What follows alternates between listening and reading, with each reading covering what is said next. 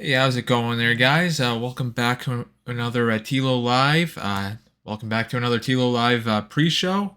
So today I want to talk about a little bit more of The Last of Us Factions 2, as many fans are calling it. I also want to talk a little bit more about The Last of Us HBO show and read a little bit of the review excerpts. And I want to also go back to The Last of Us Reddit and check out what's on Reddit today that may catch my eye. But right now, I'm on my Twitter account here, and I did retweet Dom the Bomb, who is always tweeting new things related to The Last of Us. But in this short here posted, I guess this is comic book gaming. uh, Neil Druckmann was interviewed, and he was saying how Factions 2 or Last of Us multiplayer project, Naughty Dog is not calling it Factions 2, uh, is going to be their most ambitious game yet. And by the way, I am experimenting with the mic tonight. I have it a little bit farther away. I was having some audio issues in the last TLO Live, but please bear with me as I try to figure out any technical hurdles. This mic is weird. Sometimes it will just conk out and just all of a sudden it will like sound like the microphone's in my nose and mouth, and the volume just went up by 20 decibels, and I can't figure it out why it does that. But anyway, getting back to what I was talking about, Neil Druckmann saying that this is going to be the most ambitious Naughty Dog game yet.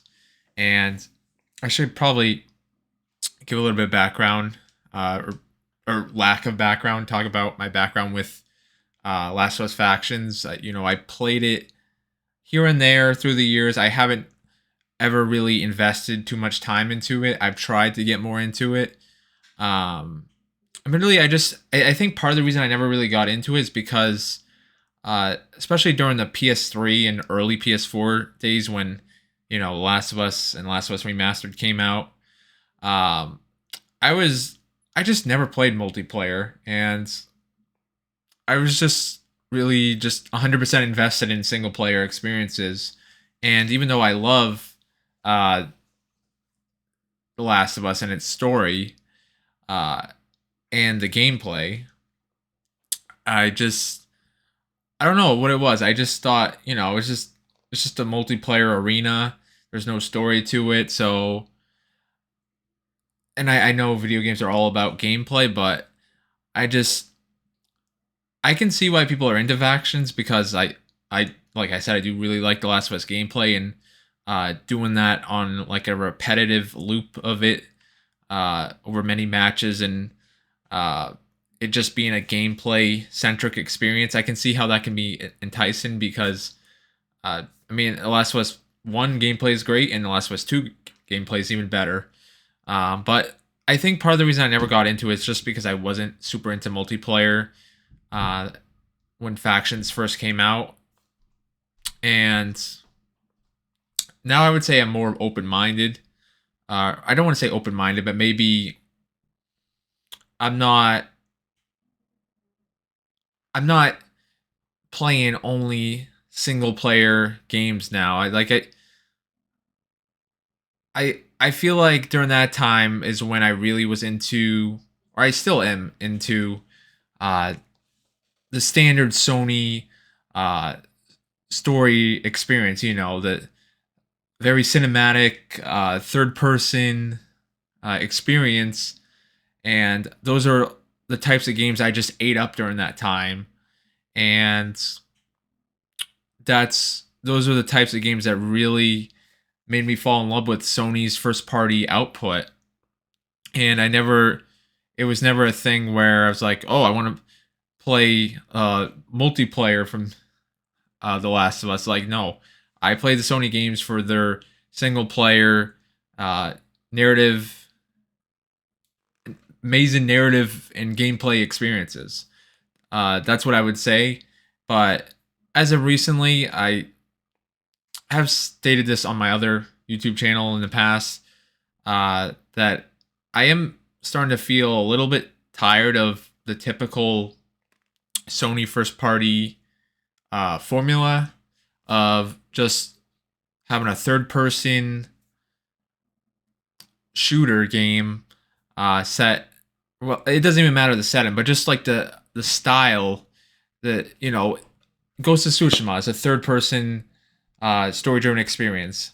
God of War, The Last of Us, Uncharted, Horizon, and there's gonna be more, and I love those experiences. But at the same time, I feel like as great as all those game franchises are, at some point they do start to bleed into each other, and I said that recently on when I did a review for God of War Ragnarok, which I think God of War Ragnarok is a great, amazing game, but I think I didn't like God of War Ragnarok as much as I thought, or I wasn't as invested in it as I thought I would be, just because I think I'm getting a little bit fatigued of that formula. And tying that back to The Last of Us multiplayer, this seems like it's going to be a new era for PlayStation. They're investing in more live service games. They're going to start bringing out live service games. And I know people are hesitant about Sony going in this direction. And of course, Sony has still said they're going to make great story-based games, but they're also going to have these. And they bought Bungie last year. So it's just, I'm intrigued by Factions 2. It's a new direction for Naughty Dog. It's a new direction for PlayStation as a whole. And of course, Naughty Dog will still make their story-based games that they're known for, and I still want them to. And when I say I'm fatigued of the formula, I think Naughty Dog originated the formula, but I think they do it the best. The third-person narrative experience with awesome gameplay. I think they're the kings of that, and I think all the PlayStation studios, ever since Uncharted and The Last of Us came out during the PS3 days, I feel like that's what all the Sony developers are trying to emulate. They want to be Naughty Dog. And I still think Naughty Dog is the best at that style of game.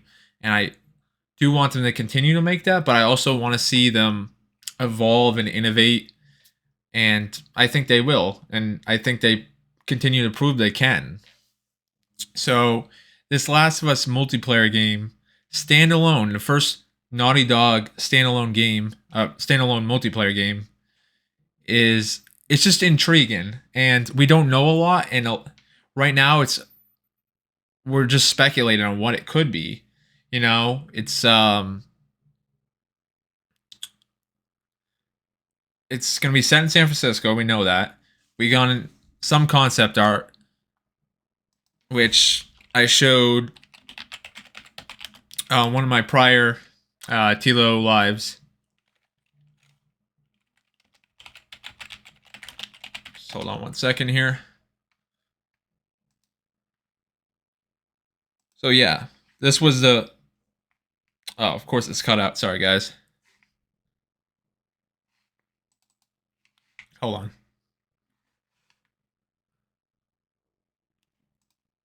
So this was the original concept art, and we know it's set in San Francisco,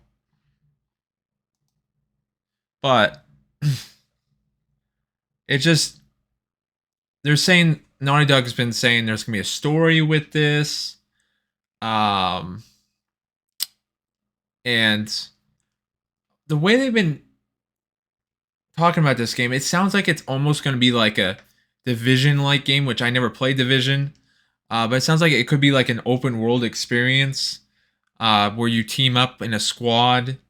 And yeah, I mean, look, as I said, I haven't played Factions, so I don't consider myself an expert when it comes to Factions, and I can't really apply my knowledge I can't apply my knowledge from Factions into speculation for Factions 2, you know?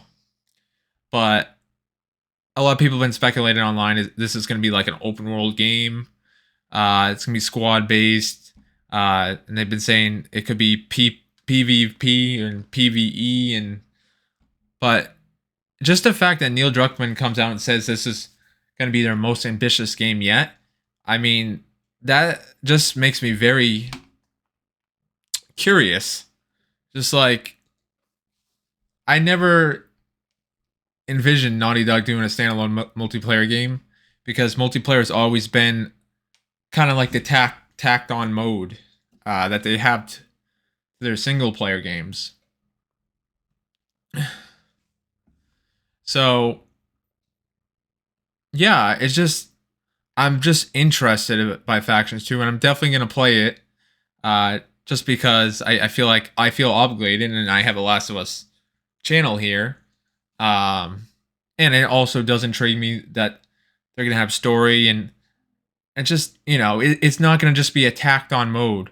Like, I played Uncharted 2 multiplayer back in the day, and I enjoyed it. I know some people really love Uncharted multiplayer. Played a little bit of Uncharted 3 multiplayer. And Factions, I played the least of all the Naughty Dog multiplayers. But yeah, I think I'm just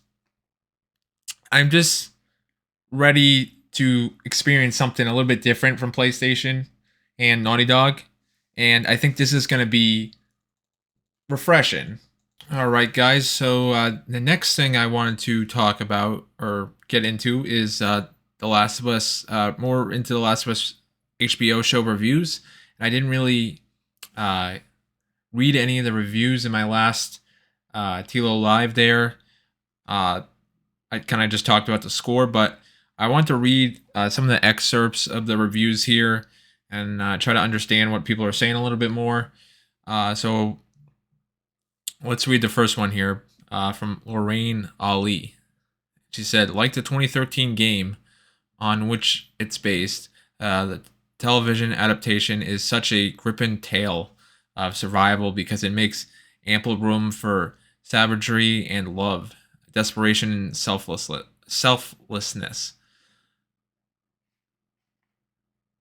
And then we have Peter Travers of the ABC News. He said, "Don't worry if you're not a gamer.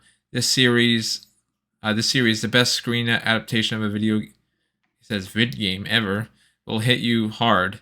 Co-stars Pedro Pascal and Bella Ramsey turn familiar elements into a triumph of ferocity and feeling. And that's key to making this show work, is you got to have a great Joel and Ellie. You don't have a great Joel and Ellie, this is not going to work. I mean, that's 75% of nailing a good Last of Us adaptation is Joel and Ellie. And then we have Adam Graham of the Detroit News. The high production values and the series' ability to pivot its storytelling keep it fresh, even as the show's familiarity. Can I speak? Familiarity. Oh, I can't even say that word right now. Familiarities and rudimentary bickering between characters ring all sorts of bells. And then we have Craig Matheson. Pascal and Ramsey give full-bodied performances that are emotionally mapped out as a physical journey their characters endure. They have ratings. So Adam Graham gave the show a B, 4 out of 5 from Craig Mason. And there are two not so fresh reviews or critics that didn't like the show. So let's. I'm just curious to see what they say, because pretty much. Oh, I'm sorry, here, guys. Yeah. There we go. All right. Pretty much the show is critically acclaimed. There's most critics love the show and recommend it, but there are a few critics out there that weren't as crazy about it. So, Barry Hertz of the Globe and Mail. As hard as The Last of Us tries to convince its audience and perhaps itself that it can borrow from and elevate the zombie thriller, it is unable to deliver something genuinely new. Okay. Well, I, I mean, I'm just reading the excerpt here, but if this guy thinks it's trying to be a zombie thriller, I think he's missing the point. Well, the point of The Last of Us isn't to be a zombie thriller. Uh, it's about the people enduring this apocalyptic world, and it's just kind of like a side note. I mean, it's maybe not a side note, but it's part of the lore of The Last of Us is that you got these infected people who were infected by a cordyceps fungi, but you know, it's not it's not really meant to be a zombie thriller. I just I mean, I'm just reading an excerpt, so I may be misinterpreting what this guy is saying. But he's saying, as hard as The Last of Us tries to convince its audience and perhaps itself that it can borrow from and elevate the zombie thriller, it's unable to deliver something new. And that may be true that it doesn't deliver anything new, um, but it's all about the execution. How is it executed? If it's not, yes, I will even admit The Last of Us original video game is not an original story by any means. I mean, there was already comparisons made about it with The Road, the novel, which I never read, but a lot of people compared it to that story. But it's always been about the execution of that story and the characters and the character development of Joel and Ellie and just the memorable characters. It's and how well written they were. It's not sure. I don't think The Last of Us is original in any way, or it. I mean, it's a different take on the characters or people surviving apocalyptic worlds that we've seen before. So, I mean, I sort of get what this guy's saying, but where it says that the first part, as hard as The Last of Us tries to convince its audience and perhaps itself that it can borrow from and elevate the zombie thriller, that's not what they're trying to do with this show. I can guarantee it. They're not trying to elevate a zombie thriller. That's part of the show is the infected, the zombies, you can call them whatever, but that's not the the purpose of the show is to elevate zombie thrillers. It's not. I mean, there are horror elements in The Last of Us, but it's not. I wouldn't consider it a horror game or a horror show. I don't think it'll be. I'm sure they'll definitely have scary parts and parts that have you in suspense with the clickers and whatever, but it's not a horror title. So I don't know. I'm just reading an excerpt. Maybe I should try to read more from this Barry Hertz. Um, and yeah, I mean, I somewhat agree with him that Last of Us isn't the most original thing in the world, but I just think it's down to the execution. That's why I love these games. Is the execution, the writing, the way it makes you think and feel. That's why I love The Last of Us. It's not necessarily the concept of the story is so amazing and it's so original. No, it's never been about that. But that doesn't bother me that it's not original. But anyway, let's read the other negative review here. Pat Review, Slant Magazine. By stripping the gameplay out of the game that's fleshed out by televisual tropes, the series ends up as mostly just the latter. And I mean that was a fair point to bring up. And you know, what is The Last of Us without the gameplay? And I think part of the reason why The Last of Us was so compelling is because it's a video game, but it's meshed in with great gameplay and story. But maybe the story by itself is not nearly as good as it would be if you're mixing in an interactive gameplay experience with the story. You know what I mean? But whatever. I mean, I'm not going to read these guys' reviews. This excerpt, I can sort of understand where this guy's coming from. This guy strikes me as someone who hasn't played The Last of Us or didn't have prior experience, but I don't know. I could be speaking out of my bum on on this guy, but I don't know. That just that excerpt alone, like zombie thriller, like Last of Us isn't meant to be a zombie thriller. There's horror elements in the game and there's zombie like creatures, but it's not meant to be a zombie thriller. And it's not meant to elevate zombie thrillers, you know? But moving on to the next part of pre-show here. Just want to check out more of Reddit. Bella is non-binary. And Bella Ramsey was at Naughty Dog today. I guess she played Last of Us Part 1.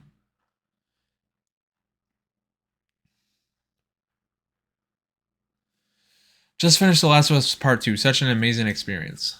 I feel like every day on Last of Us Reddit you see someone new talking about The Last of Us Part 2. So they say this is virtual ad 5865. After finishing the game, I understand completely why a lot of people hated it with every inch of their soul. And I also get why this is one of the most awarded games of all time. For me, it's now one of my most beloved games and stories in the industry. Okay.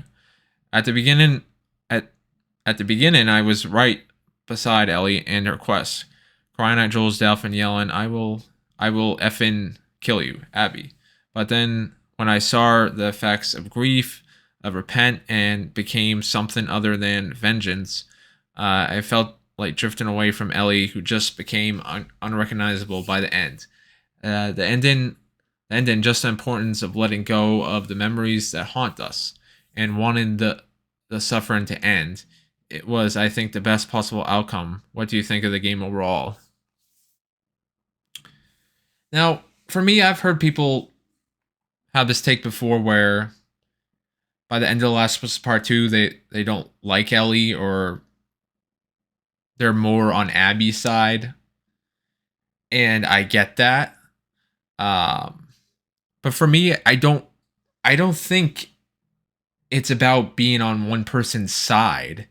I think it's about looking from these characters from afar and understanding their stories and what they go through.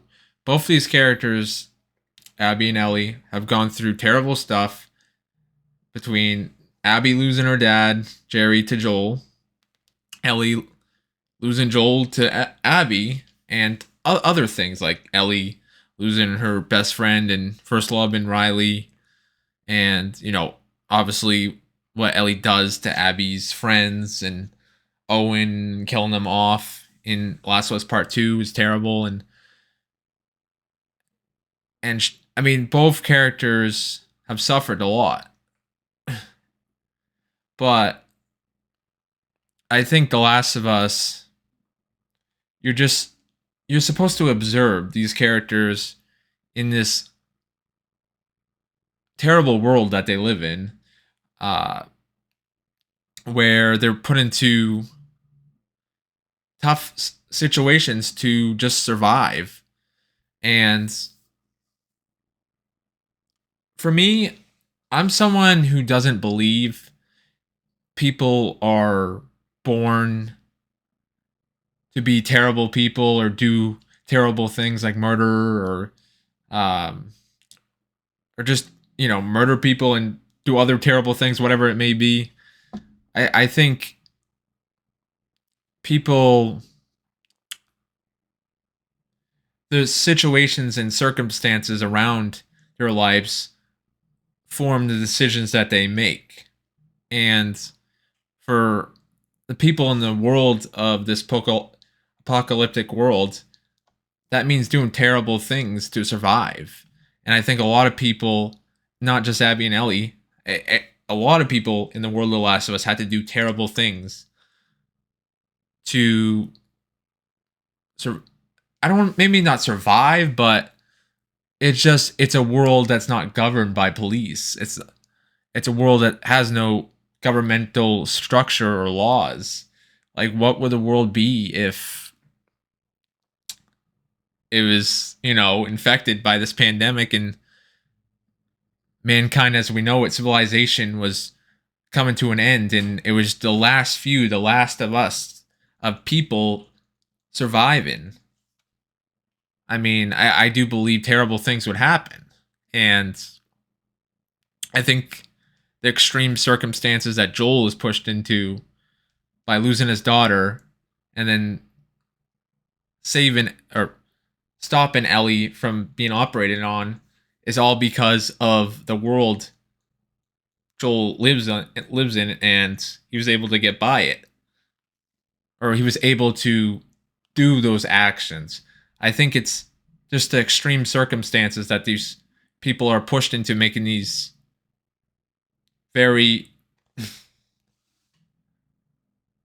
very what's the word I'm looking for? I don't want to say messed up things, but I mean, Ellie's done messed up things that we've seen. Abby's done messed up things that we've seen. Joel, we've seen him do sort of messed up things. Now, obviously, what he does at the end of Last of Us Part 1, some people don't have a problem with it, some people do. And it's kind of a morally gray decision, but it's also been talked about in the story how Joel had a history of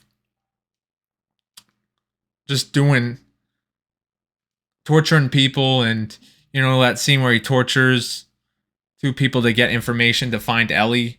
That was something that he's done before, and he's done. He was a black market smuggler in Boston, and he had to do terrible things to survive, and it's just part of the world that they live in. The people have to do these extreme things to survive, and because there's no consequences, like having police or government structures, they can get away with violent acts and murder. But as I was saying before, and I'm losing my breath. Hold on, let me add some water.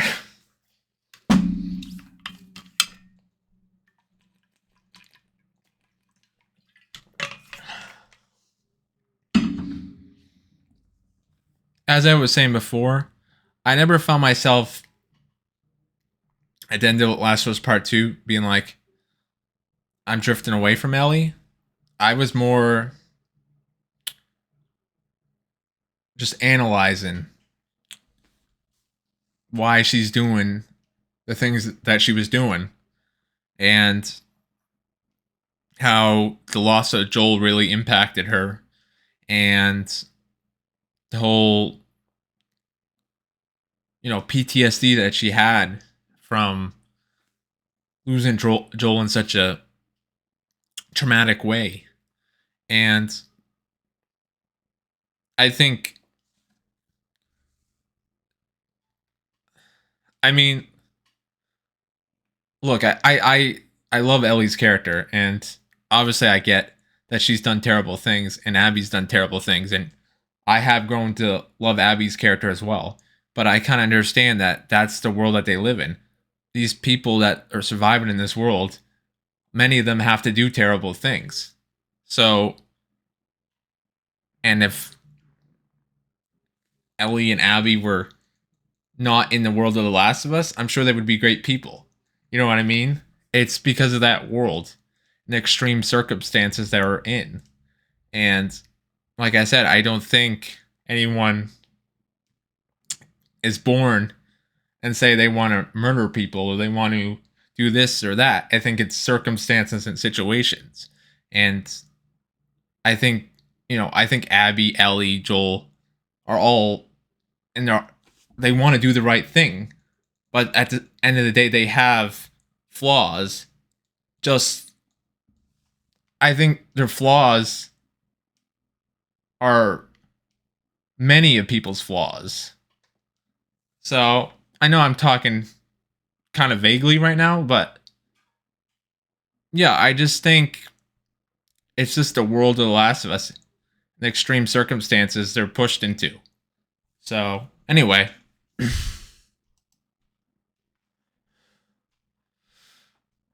my god, I can't believe I'm this out of breath. Interested to know which type of guitar is shown in the trailer. It's the original teaser trailer.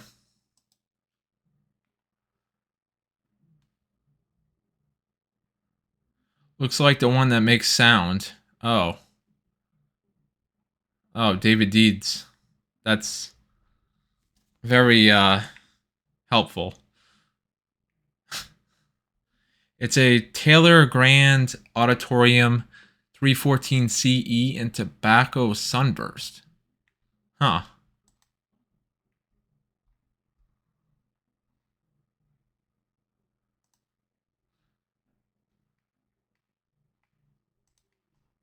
Sorry, guys. But I guess it's a real world guitar that you can buy.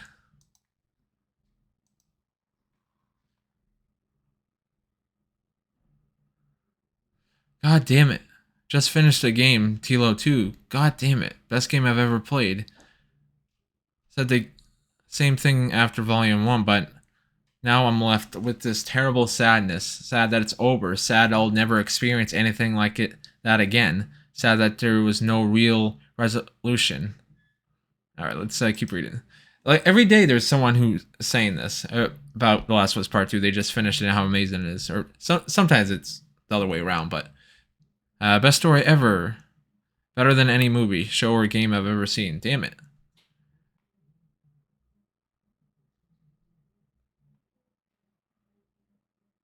Just posted this in the other sub and it went like you expect. Oh, referring to the Last of Us 2 Reddit subreddit. That place is very toxic. I mean, it's I understand a lot of people don't like The Last of Us Part 2 and people have legitimate criticisms for The Last of Us Part 2. But then there's this other sector of people who don't like The Last of Us Part 2 who are just purposely trying to be toxic and purposely trying to just spread hate for anyone that likes the game. And that's really what The Last of Us 2 subreddit is like. And it's very, yeah, I just toxic people on that subreddit, and they just I don't understand why all these years later they obsess over hating on the game so much and try to make fun of anyone who likes it or make fun of Neil Druckmann or make fun of Naughty Dog or I just there's people out there who want to purposely be toxic and I feel like they like being toxic regardless whatever it may be Last of Us Part 2 or whatever it may be. It doesn't have to be The Last of Us Part 2, but I feel like there's people in this world who just enjoy being toxic online that they get some sort of I don't know what it is, thrill over being toxic or I just never understood those people like why would you want to live your life like that just obsessing over something you don't like? I mean, it's okay not to like The Last of Us Part 2. But it's another thing not to like it and spread hate and try to just spew out negative energy into the world. If you don't like the game, if I didn't like The Last of Us Part 2, I'd be disappointed if I didn't like The Last of Us Part 2. But, I would get over it and I wouldn't purposely be toxic about it. And, I would move on with my life, and try to find things that I actually do like. Um, I don't understand why I feel like some people like to be toxic and like drama and like, I don't vibe with those people. I don't get them. So, I mean, you're entitled to your opinion not to like The Last of Us 2 or love it, whatever your opinion may be on it. Um, but, and that being toxic, that doesn't have to apply to people who dislike the game. It's possible to like The Last of Us Part 2 and be toxic to people who don't like it, which I don't agree with either. And I have seen that online, that people, there's certain Last of Us Part 2 fans who I feel like are a little toxic in their own right too. And just the whole conversation around Last of Us Part 2, or a lot of conversations around Last of Us Part 2 can be toxic online. And that's why you gotta, I just want to have respectful Last of Us 2 conversations, Last of Us 1 conversations, respectful conversations in general on this channel. And I want to try to build a positive Last of Us community where we can have fair discussions.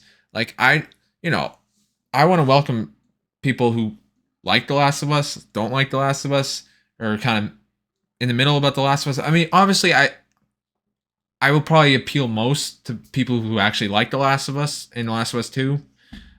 Just because, I mean, I think most people, if you like something, you're going to want to consume content over and over again. But then there's some people who don't like the game and are toxic about it and consume content about it.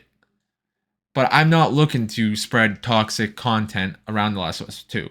What I'm trying to say is I want to have fair conversations that try to understand the people that don't like the game but are not toxic about it, because there are those people out there. I think it's overstated that there's people out there, anyone that doesn't like The Last of Us Part 2 is just a toxic bigot, hater, or whatever. I think there's people who gave The Last of Us Part 2 a fair shake and just they didn't vibe with it. And that's fine. I get it. The Last of Us Part 2 is a very divisive game, and it takes huge risk, and I get it. I get why. And I get why some people that like The Last of Us Part 1 or love The Last of Us Part 1 didn't vibe with The Last of Us Part 2. So, yeah, I don't like being around toxic people. I don't like toxic energy. But I want to have fair and respectable conversations around The Last of Us. And I want to talk about why I love The Last of Us. But I also want to understand the people that don't understand The Last of Us in a way that can be constructive. And I know I'm saying toxic a lot, but not toxic. So yeah, that's what I'll say. Pair of Ellie portraits. Of course, I play around with the photo mode a lot in The Last of Us and The Last of Us 2. This game has an amazing soundtrack. That's The Last of Us Part 2 this person's referring to. He or she's referring to. I mean, both games have amazing soundtracks. I guess there was a new trailer for Last of Us HBO today, but I'm not gonna watch it. I mean, the show's coming out in a few days, and I'll be doing, as I've said a few times, I'll be doing a live reaction on TLOUJames to it. I won't be showing the video because just I worry about copyright, but I'll be reacting, and as soon as 9 o'clock hits on the East Coast here and it comes out, I'll be showing my face on the webcam and just reacting and giving my thoughts on the show, which I expect to really enjoy. And I'm curious to see a new interpretation, I guess you could say new interpretation of The Last of Us story. And I know a lot of it's going to be the same to the video game, but I'll be curious to see the actors and how they portray each character, and maybe giving it a familiar but different spin on the characters and expanding the lore of The Last of Us, which I expect the show to do. So that's really what I'm excited about. Clicker hunt. Is there a Lego set for The Last of Us? Probably. I mean, there's a Lego set for everything.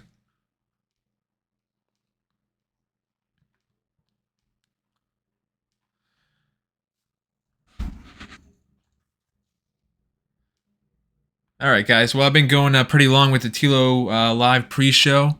I'm going to switch over to gameplay now, and I hope you enjoyed this TLOU live pre-show. Give it a like, subscribe, join me for future TLOU lives, but I'm going to be back with gameplay of The Last of Us Part 2.